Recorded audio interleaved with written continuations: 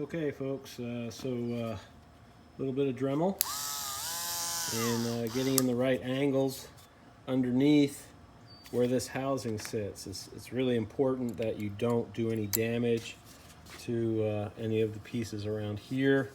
You certainly don't want to mess these gears up, of course. So smaller is better in this case, and so we use a Dremel, and we use a cutting wheel on our Dremel. And we just go all the way around and over and over and over.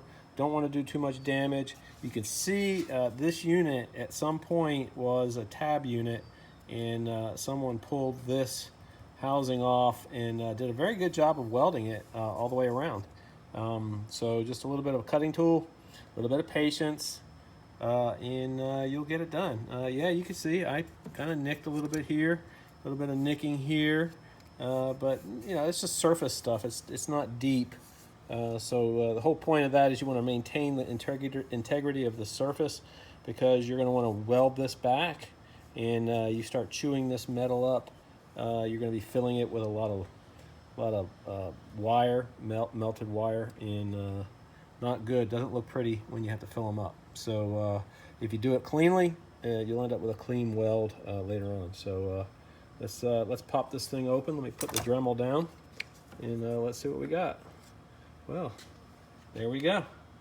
Some chopped up teeth. That's what I see here. There's some teeth right there. Looking pretty bad right there. Yeah, that one's missing a bunch. That one's missing a bunch. Just chewed up, soft metal. They didn't really have good stuff back then. Yeah, this one's missing a good 1/8 of an inch on that tooth right there. So they'll skip when they're missing all that metal. They'll just skip. And if there's any tension on that window, they'll certainly just skip right over it and just go pop, pop, pop, pop, pop. And not a good situation. So let's take this off, and we'll do another video on what the inside of this piece looks like.